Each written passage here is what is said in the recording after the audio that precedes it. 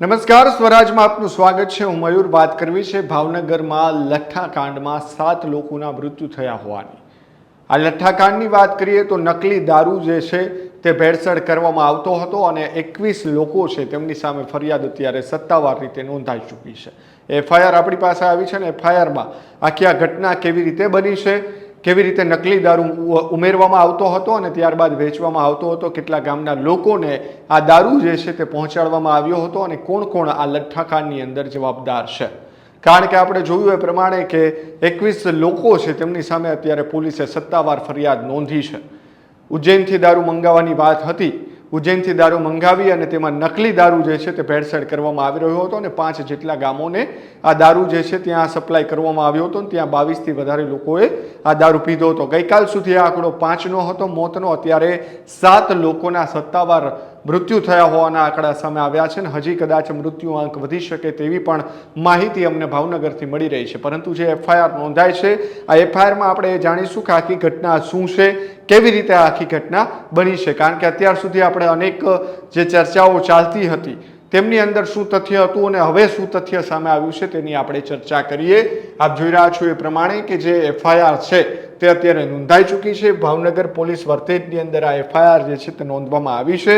કઈ કઈ કલમો હેઠળ ગુનો નોંધાયો છે તો બીએનએસની કલમ છે 123, 61, 2, 35, 274, 275, 345, 3, 349 ને 105 જે પ્રોહિબિશન એક્ટ છે તેમાં 65A, 65B, 65D, 65E, 65F, 65A3, 67A1A, 81 અને 83 આ પ્રમાણે કલમો હેઠળ ગુનો નોંધાયો છે. હવે આમાં આરોપી કોણ કોણ છે તેમની વાત કરીએ તો જે મુખ્ય આરોપી છે ગામ ખરકડી, તાલુકો ઘોઘા, જિલ્લો ભાવનગર, ગૌતમ વીરભાઈ સોલંકીના રહેણાંક મકાન નવા પ્લોટ વિસ્તારમાં અમલીવાડી શેરી આ એડ્રેસ છે. પરંતુ કયા કયા જે આરોપીઓ છે આપણે જોઈએ છીએ કે તહમોદદારનું નામ. હવે તેમની વાત કરીએ તો આપ જોઈ રહ્યા છો એ પ્રમાણે કે ઉજ્જૈન જે રહીશ નામનો વ્યક્તિ છે કે જે મૂળ ઉજ્જૈનનો છે અને તેમની સામે અહીંયા ફરિયાદ નોંધાવવામાં આવી છે. પહેલો આરોપી જે મુખ્ય આરોપી છે તે રહીશ છે અને તે ઉજ્જૈનનો છે. તે અત્યારે એફઆઈઆરની અંદર આપણને સામે આવી રહ્યું છે. ગૌતમ વિરમભાઈ સોલંકી, ગામ વર્તેજ, ભાવનગર. ગૌતમ સોલંકી છે તે વર્તેજનો છે અને ભાવનગરના હોવાનું સામે આવી રહ્યું છે. સારસ દશરથભાઈ સોલંકી, જંતીન સુરાસભાઈ કાબડ, ગણેશ, અમન, મનોજ અને જુબેર આ જે ઉજ્જૈનના હોવાનું પણ સામે આવી રહ્યું છે. સાથે સાથે નરેન્દ્રસિંહ યાદવ ઉર્ફે ડોક્ટર. આ એ જ નરેન્દ્રસિંહ યાદવ છે કે જે નકલી દારૂ બનાવતા હતા અને તેમણે પણ આ દારૂનું સેવન કર્યું હતું અને તેમનું પણ મોત થઈ ચૂક્યું છે.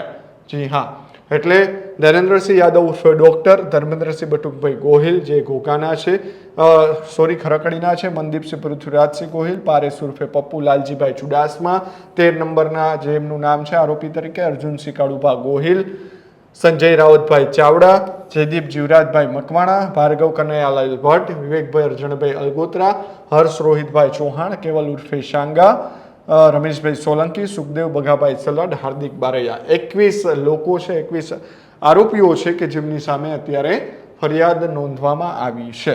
હવે આમાં આખી ફરિયાદ શું છે તે પણ આપણે જોઈશું. કઈ રીતે આખી જે ફરિયાદની અંદર કોના કોના નામ છે આપણે અત્યાર સુધી જોયું, પરંતુ કેવી રીતે દારૂ બનાવવામાં આવતો હતો, દારૂ ક્યાંથી લઈ આવવામાં આવતો હતો, જે નકલી વસ્તુઓ છે તે ક્યાંથી મંગાવવામાં આવતી હતી, મૃત્યુ વિષયક તપાસ અહેવાલ આ કુદરતી મોતનો નંબર હોય તે તપાસની અંદર જે મોત થશે તેમ તેમાંની અંદર ઉમેરાયા જશે તેવું અત્યારે અહીંયા કહેવામાં આવ્યું છે. હવે પ્રથમ માહિતી અહેવાલની વિગતો જરૂર જણાય તો અલાયદો કાગળ જોડવો. તેવી રીતે કે આ કામના આરોપી એક રહીશ મધ્યપ્રદેશ ઉજ્જૈનનો જે રહેવાસી છે, ગૌતમ વર્તેજનો રહેવાસી છે, સારસ દશરથભાઈ, જતીન કાંબળ, ગણેશ, અમન, મનોજ જે ઉજ્જૈનના રહેવાસી છે, નરેન્દ્ર યાદવ ઉર્ફે ડોક્ટર, ધર્મેન્દ્રસિંહ ખરકડી, અર્જુનસિંહ, ભાર્ગવ કનૈયાલાલ અને સુખદેવભાઈ હાર્દિકભાઈ બારૈયા ઉર્ફે ટીચરોને એક સમ થઈ ગુનાહિત કાવતરું રચી આર્થિક લાભ મેળવવા સારું ઈરાદાપૂર્વક ઝેરી કેમિકલ યુક્ત લઠ્ઠો. આપણે જે અત્યાર સુધી લઠ્ઠાકાંડની વાત કરતા હતા તે હવે ક્યાંક લઠ્ઠો શબ્દ જે છે તે અત્યારે હવે એફઆઈઆરની અંદર ઉમેરવામાં આવ્યો છે. લઠ્ઠો પીવાથી પીનારનું મૃત્યુ થશે તેવું જાણવા છતાં આ ઝેરી કેમિકલની ઇંગ્લિશ દારૂ તરીકે બનાવી બોટલમાં ભરી તે બોટલો ઉપર રોયલ સ્ટેગ બ્રાન્ડનું ખોટું રોયલ સ્ટેગ બ્રાન્ડનું ખોટું અને બનાવટી સ્ટીકર ચોંટાડી ઇરાદાપૂર્વક સસ્તા ભાવે વેચાણ કરી 3 લોકોના મૃત્યુ નિપજાવ્યા તથા અન્ય સાહેદોના મૃત્યુ નિપજી શકે તેવા ઝેરી પ્રવાહીથી ગંભીર ઇજાઓ પહોંચાડી ગુનો કરેલ હોય મારી ઉપરોક્ત તમામ 123, 61, 2, 35, 274, 75 અલગ અલગ પ્રોહિબિશન એક્ટ હેઠળ પણ ગુનો નોંધવામાં આવ્યો છે. અત્યારે પોલીસે આમાં અત્યારે મૃત્યુઆંક જે છે તે 3 બતાડ્યો છે, પરંતુ અત્યારે 7 જેટલા લોકોના મૃત્યુ થયા હોવાનું આપણને માહિતી મળી રહી છે.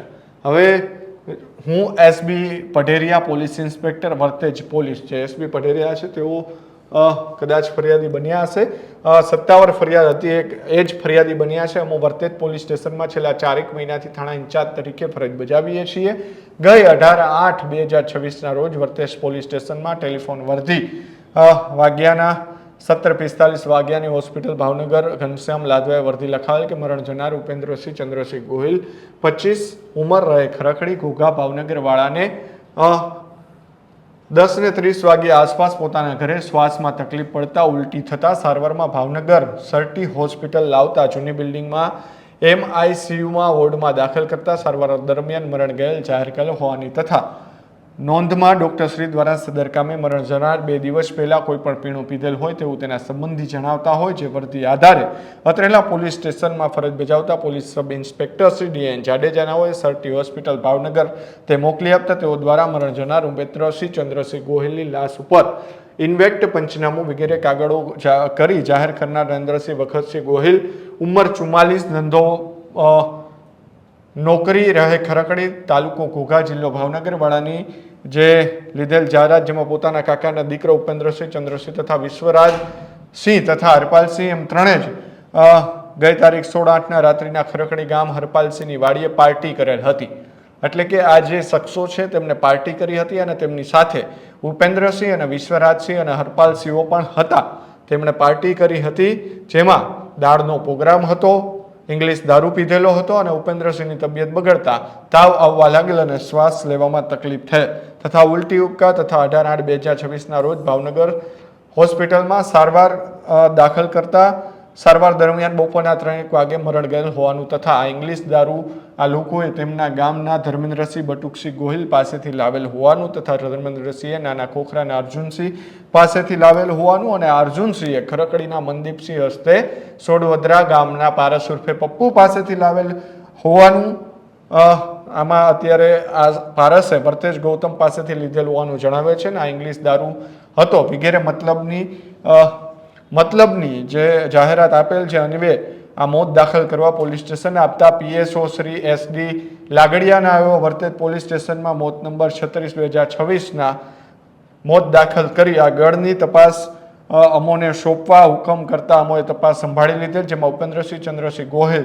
હોસ્પિટલમાં સારવાર હેઠળ હતા ત્યારે સરટી હોસ્પિટલના ડોક્ટર દ્વારા બ્લડ સેમ્પલ અર્થે ફોર્મ ભરીને FSL તપાસણી અર્થે 18/8-11 વાગ્યાનું જલ્દી પરીક્ષણ જરૂરી કાર્યવાહી કરવામાં આવી હતી. આ તપાસના કામે મરણ જનાર સાથે દારૂની પાર્ટીમાં હાજર જયદીપસિંહ રાજેન્દ્રસિંહ ગોહિલ દ્વારા પંચો રૂબરૂ ત્રણેય જણાએ જે જગ્યાએ દારૂ પીધેલ હતા બનાવની જગ્યાનું પંચનામું કરતા બનાવવાળા સ્તર ઉપરથી આશરે 200 ml જેટલું કેસરી કલરનું કેફી પ્રવાહી ભરેલ બોટલ જે બોટલ ઉપર અંગ્રેજીમાં royal stag superior whisky for sale in Punjab only લખેલ તથા બેન્ચ નંબર વગરની બોટલની કિંમત 00 ગણી કેમિકલ તપાસ અર્થે કબજે કરી બાદ બનાવ સંબંધમાં હાજર સાહેબોના નિવેદનો લેતા મરણ જનાર તથા મિત્રો દ્વારા દારૂની બોટલ ધર્મેન્દ્રસિંહ બટુકસિંહ ગોહિલ ખરકડીવાળા સસ્તા ભાવે વેચતા હોય તેમની પાસેથી ખરીદ હોવાનું જણાવ્યું છે.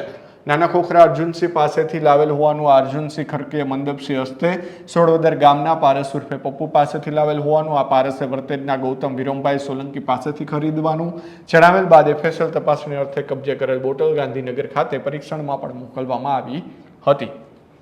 આપ જોઈ રહ્યા છો તે પ્રમાણે કે એક વ્યક્તિ છે તેમણે બીજા વ્યક્તિ પાસેથી લીધી, બીજાએ ત્રીજા વ્યક્તિ પાસેથી લીધી, એ પ્રકારનું આખું નકલી દારૂનું જે કૌભાંડ છે હવે તેમનો પર્દાફાશ અહીંયા થવાનો છે. આ દરમિયાન અમે જાણવા મળેલ કે આ જ પ્રકારના રોયલ સ્ટેગના સ્ટીકરવાળી બોટલો દારૂ પીવાથી કાર્તિક અશ્વિનભાઈ મકવાણા ઉંમર 40 રહે અર્બન 160 કાચના મંદિર તળાજા જકાતનાકા ભાવનગર વાળાને શ્વાસ લેવામાં તકલીફ થતા સરટી હોસ્પિટલ સારવાર અર્થે દાખલ કરી જેની સારવાર દરમિયાન ડૉક્ટર શ્રી મળત જાહેર કરેલા હતા. એટલે કે અન્ય એક વ્યક્તિ છે તેમનું પણ મોત થયું હોવાનું આ જ દારૂ પીવાના કારણે થયું છે તેવું સામે આવ્યું છે. ઉપરાંત પુરુષના નામે નરેન્દ્રસિંહ યાદવ રહે મુરેના મધ્યપ્રદેશવાળા ગઈકાલ 18/8ના રોજ આ જ પ્રકારના રોયલ સ્ટેગની બોટલમાંથી દારૂ પીવાથી વૈદ હોસ્પિટલ ભાવનગર ખાતે સારવાર લઈ ગયેલ અને ટૂંકી સારવાર દરમિયાન તેમનું પણ મોત થયું છે. તેમજ ભાવનગર શહેરના અલગ અલગ હોસ્પિટલમાં નીચે જણાવેલા નામવાળા વ્યક્તિઓ આવા પ્રકારના રોયલ સ્ટેગના સ્ટીકરવાળી બોટલના દારૂ પીવાથી તબિયત ખરાબ છે થતાં હોસ્પિટલમાં દાખલ કરી હોવાની, અમુકની તબિયત ખૂબ નાજુક હોવાનું જાણવા મળ્યું છે. જેમાં દર્દીનું નામ હાલ સારવાર હોસ્પિટલ છે હિતેશભાઈ જોશી છે, કપિલ ભાઈ દેવમુરારી છે, અબ્દુલભાઈ છે, અભયભાઈ છે, ભાવિનભાઈ છે, વિશ્વરાજસિંહ છે. એટલે અનેક લોકો છે, 16 જેટલા લોકો છે કે તેમની સારવાર ચાલી રહી છે અને ઘણા લોકોના માફ કરશો મૃત્યુ થયા હોવાનું પણ સામે અત્યારે 7 મૃત્યુ થયા છે. હવે તેમાંથી કોઈ છે કે અત્યારે આપણી પાસે અહેવાલ નથી, પરંતુ અત્યારે 7 લોકોના મૃત્યુ થઈ ચૂક્યા છે. આ દરમિયાન અમને જાણવા મળેલ કે ભાવનગર નીલમબાગ પોલીસ સ્ટેશન પોલીસને બાતમી હકીકત મળેલ કે સંજયભાઈ રાવત ચાવડા તેમના કબજો ભોગાવટના જેલ ગ્રાઉન્ડ પાસે આવેલ સહકારી ક્વાર્ટર્સમાં ઇંગ્લિશ દારૂ રાખી છૂટક વેચાણ કરે છે. હાલ દારૂ તેના કબજા ભોગાવટની સરકારી ક્વાર્ટર્સથી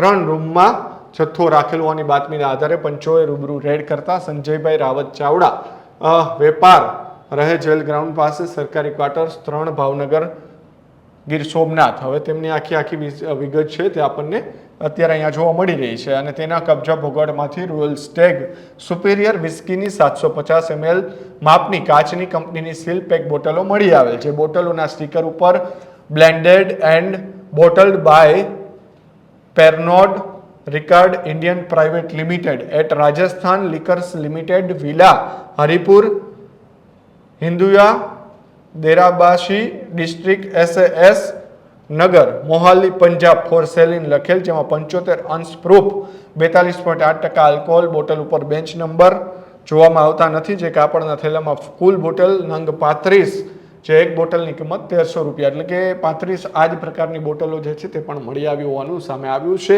પૂછપરછમાં તેમણે ક્યાંથી દારૂ લીધો તો ગૌતમ વિરમભાઈ સોલંકી વર્તેજ ગામ ભાવનગરવાળાને ફોન કરી તેની પાસેથી પોતાની મોટરસાઇકલ લઈને વર્તેજ બાપા સીતારામ ગેરેજ પાસે ગયેલ અને ત્યાં પોતાને ગૌતમભાઈ સોલંકીએ દારૂની 36 બોટલો આપેલી હતી.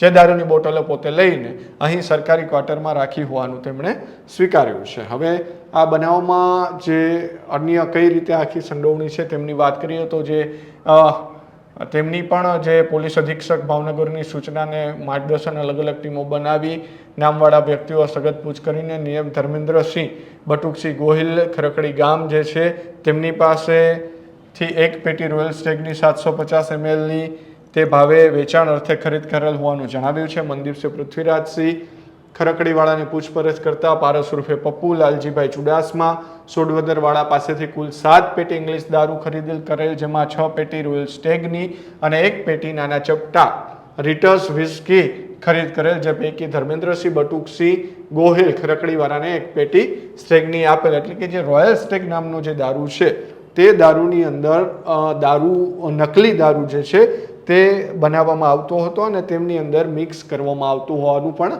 આપણે આગળ જોયું છે. આપણી બાબતે રહી રહીશનો માણસ ઝુંબેશ ઉજ્જૈન અમદાવાદ દારૂ બનાવવા માટેનું.